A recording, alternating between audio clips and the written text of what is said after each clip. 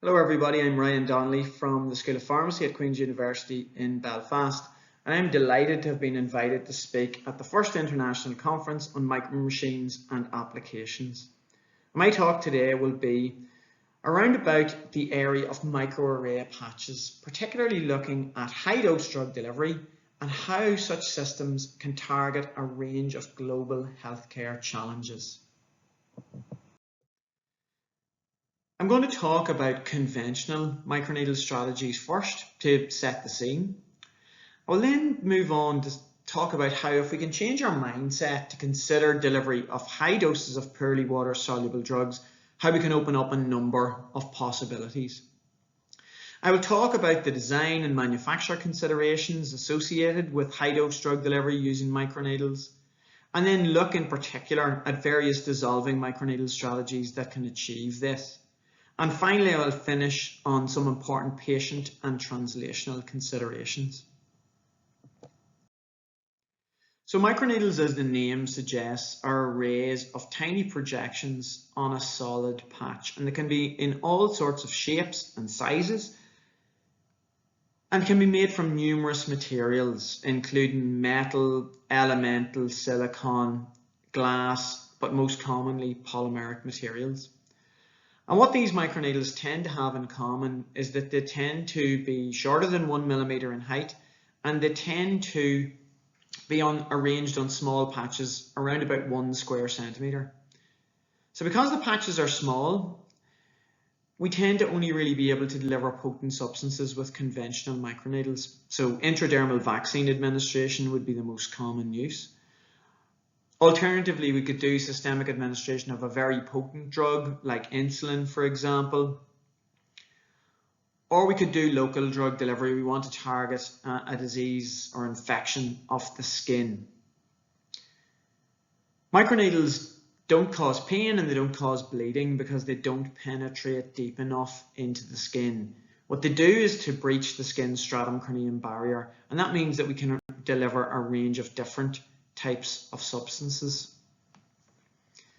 Microneedles have been considered in the news and throughout the COVID-19 crisis, and I think what this has shown is that there is an increasing need for microneedle products, and I don't necessarily think that is all going to be around COVID-19 vaccines or even the use of conventional vaccines through microneedle delivery. I think that there is a big benefit, obviously, in developing countries to have a heat-stable vaccine that could be administered without risk of needle stick injury by somebody who isn't necessarily a skilled healthcare professional. But I think where microneedles are really going to come to the fore in the post-COVID-19 world will be an administration of medicines that ordinarily require injections. So this could be long-acting contraceptives or antipsychotics. It could be HIV drugs or therapeutic antibodies. So these are medicines that normally the person has to come to a healthcare setting to have administered by injection by a skilled healthcare professional. I think healthcare professionals are going to be spending a lot of time in the coming years catching up with a backlog in normal treatment and diagnosis, and also in routine administration of COVID-19 vaccines. So if we can take the administration of conventional injected drugs out of the doctor's office and put them into the hands of patients in their own homes, then there would be a lot of benefits in terms of reducing healthcare costs, but also reducing inconvenience for patients and the likelihood that a patient could bring COVID-19 into a healthcare setting or could catch it while they're there.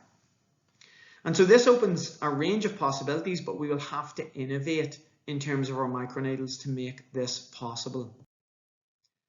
So if we're considering delivery of high dose drugs and hydrophobic drugs in particular, and remember that about 60% of new chemical entities tend to be very hydrophobic in nature, then there are a few things we need to consider. First of all, microneedles create aqueous pores in the skin. And secondly, for most drugs, we need tens or hundreds of milligrams per day, not the micrograms that we're talking about for a vaccine. So we need to think about what implications this might have for the patch size of our microneedle system and how easy it might be for patients to actually apply these. Because these aren't going to be a system that's only applied once or twice like a vaccine, we need to think about what might happen if we repeatedly apply microneedles to people's skin. I do think, and I'll show in the talk, that all of these considerations can be overcome, and I think this will give a range of different cost reduction implications for healthcare providers and competitive benefits for industry. But really, as a pharmacist, what I want to see are considerable benefits for patients, and I think microneedles can deliver that. So if we consider first then how to make high loading dissolving microneedles. So what we really need to do, because microneedles are quite small and they might only weigh 10 or 12 milligrams in terms of the needles per square centimeter, then we need to get a high drug loading in there, greater than 50% weight per weight in the needles. And we should use a biodegradable or low molecular weight polymer, because remember, we're not only depositing the drug in the person's skin, we're depositing polymer in there as well. So if we're going to use a typical pharma polymer that's biocompatible but not biodegradable, then we need to have a molecular weight that's less than 60 kilodaltons so the kidneys can clear it. The alternative is to use a biodegradable polymer, something like high hyaluronic acid or dextran, for example. The polymer should be a good film former and have a low glass transition temperature. So what this means is that the microneedles will be hard and sharp enough to penetrate the skin without bending. We should dry the microneedles slowly to promote physical stability. The last thing we want to do is trap the drug in the amorphous state and then have it slowly recrystallize upon storage, because that will influence the behavior of the ultimate product. So the height of the microneedles and the number of needles that we have on each array and the actual patch size will all influence the deliverable dose. And if we're depositing the drug as hydrophobic particles in the skin, then that will of course influence the duration of the delivery after we remove the patch, because remember, the microneedles might dissolve in less than an hour. For a hydrophobic drug, particularly one in particulate form, we're not going to deliver anything in the base plate. So we have to load the drug into the needles and get most of it as close to the tips as we can, because the needles may not insert 100% of their length. We also need to make sure that when the microneedles are removed, we don't leave a sticky residue on the person's skin for aesthetic reasons, and we don't want to waste drug if we can avoid it. So the first disease that we want to consider in terms of high-dose, long-acting drug delivery with microneedles is HIV/AIDS. And since the beginning of the current epidemic, more than 33 million people have died due to HIV infection. And in 2019, there were about 38 million people worldwide living with HIV/AIDS and 150,000 new infections in children. The vast majority of people living with HIV are in low and middle income countries. And in 2019, 21.7 million people were living with HIV and accessing antiretroviral therapy. So this is 67% of the total number of infected patients who are actually getting antiretroviral therapy. Between 2000 and 2019, then new HIV infections fell by 39% and HIV-related deaths fell by 51%, with 15.3 million lives saved due to antiretroviral therapy. But there is a considerable pill burden, so people are taking tablets every day, and either for treatment or pre-exposure prophylaxis in high-risk individuals. And this can then lead to what's known as pill fatigue, where people will not be so compliant with their medication, and this can lead to resistance. Long-acting injections of poorly soluble or hydrophobic drugs is an alternative method. So in this case, the person gets a monthly or every 2 months injection of the HIV drug as a crystalline nanosuspension, and more than one drug can be administered if we're treating as opposed to trying to prevent disease. Now, microneedles could be particularly advantageous over hypodermic injections, particularly in developing countries, because they could be self-applied by the person and they wouldn't need to go to a healthcare setting, and then they also won't need to dispose of a hypodermic needle. So if we want to then formulate long-acting antiretroviral drugs into microneedle patches, then we take the nano-formulated drugs at high concentration and load them into aqueous gels. We then cast them into a microneedle mold and we dry and add a border adhesive and an occlusive backing layer to form the patch. The base plate should readily detach upon microneedle dissolution in the skin, and then the nano-formulated drug will be deposited in the viable skin layers for sustained release and absorption by the rich dermal microcirculation.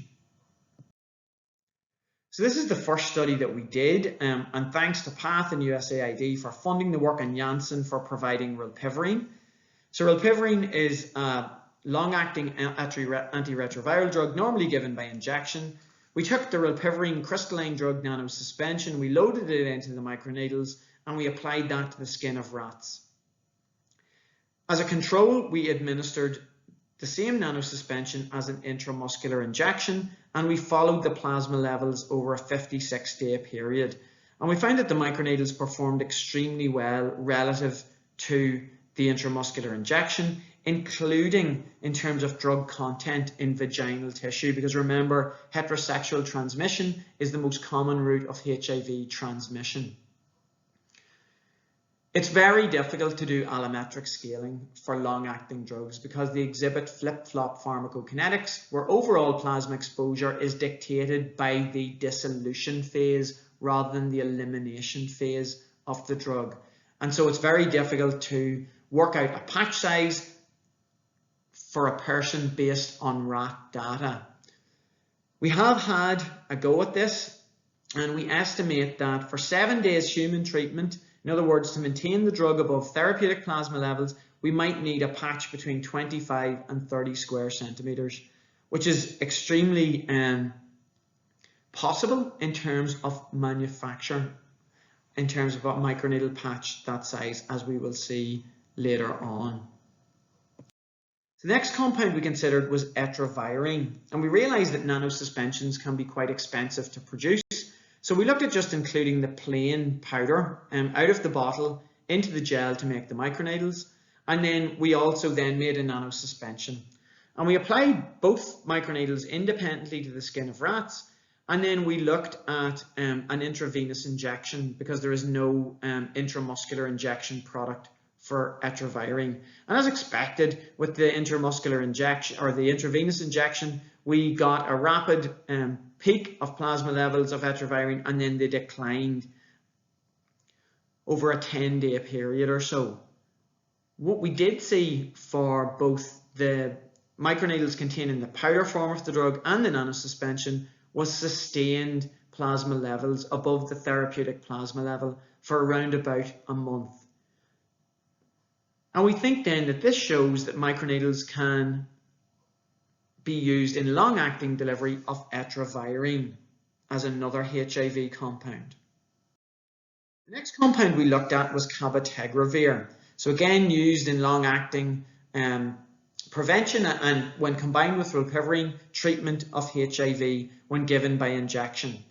And what we did here was we loaded in either the proprietary VIVO nanosuspension, and thanks to VIVO, PATH and USAID for supporting this work, we took the nanosuspension, we loaded it into dissolving microneedles, and we also took the free acid powder form of the drug and also the sodium salt and powder form, and loaded those into the microneedles. And we compared that to intramuscular and intradermal injections of the proprietary VIVO nanosuspension. After 28 days, all of the microneedles still had therapeutic plasma levels in the rats. What was very notable was after 7 days, the free acid was similar to the nanosuspension, but the sodium salt had plasma levels very similar to the intramuscular injection and the intradermal injection. So what this suggests is that microneedles are quite a viable delivery system for long-acting administration of HIV compounds. Again, predicting patch size can be a challenge, but we think that for around about 7 days human treatment, the patch size could be in and around about 20 square centimeters for CABOTEGRAVIR. So again, a reasonable patch size. We then moved on and we considered administration of both rilpivirine and CABOTEGRAVIR, because this combination can be used for long-acting treatment. And what we found was that For the rilpivirine, the microneedles actually performed better over a 70-day period than the injection in terms of plasma levels. For rilpivirine, for CABOTEGRAVIR, we saw a similar pattern to what we have seen before. And again, over a 28-day period, the microneedles look extremely promising. We then wanted to simulate repeated application because we think that microneedles would need to be applied every week or possibly every month. And we looked at a loading dose of rilpivirine and CABOTEGRAVIR in the rats, and we also then did that by intramuscular loading dose with each of the top-up doses administered by microneedles. So we had either a microneedle loading dose or an intramuscular loading dose, and then we basically followed the plasma levels after we applied the patches every 14 days. And essentially, by applying microneedle patches for both rilpivirine and CABOTEGRAVIR, we were actually able to top up the drug that was being cleared from the body. So repeat dosing does look promising, and what was notable was that we didn't see any adverse effects on the rats with repeat dosing, either systemically or locally at the actual site. The second disease we want to consider is lymphatic filariasis. And this is a disease where over 120 million people are infected, with about 40 million people disfigured and incapacitated by the disease.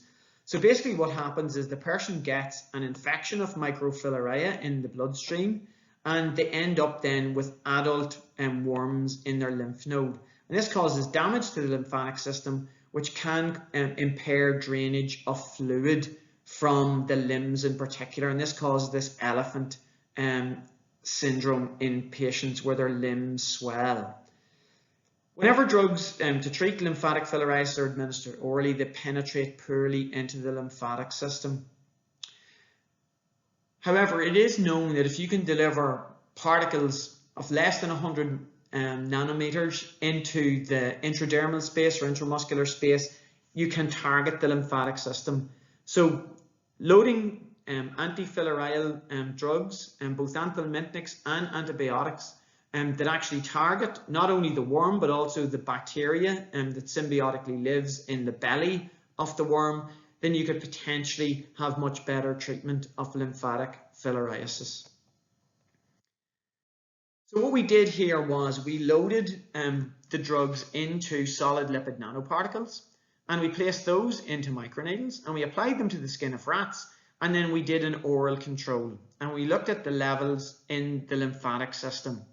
And what we found was that microneedles led to about 7-fold improvement in lymphatic concentrations of the drugs, apart from albendazole sulfone, where this drug is actually a metabolite of albendazole that is only formed during first pass through the liver. So we have been able, in this case, to target the drugs to the lymphatic system and have a profound improvement in lymphatic levels of the key drug substances here. So this means that we have a potential means of targeting lymphatic diseases using microneedles as well. I've been mentioning how, particularly with the HIV drugs, in order to deliver the requisite dose, the patch size is going to have to be relatively large. So what we did was we got 10 human volunteers, and we got them to self-apply either a small 1 square centimeter microneedle patch or a patch made up of 16 individual 1 square centimeter patches to their skin. And we used optical coherence tomography, which is the optical analog of ultrasound, to study the depth of insertion and the width of the pore created. And we then compared in these individuals the depth of insertion of the multiple patch needles or the width of pore with those created by the single 1 square centimeter patch. And for the large patch, we looked at various different areas on the sides, in the middle, and so on. So the mean insertion depth was not any different for the larger patch, and neither was the pore width created. So what this suggests is if you give people appropriate instruction, they can apply large patches by hand just as effectively as they can a small patch. So large patch application is viable, and we have in the past made single piece microneedle patches up to 25 square centimeters.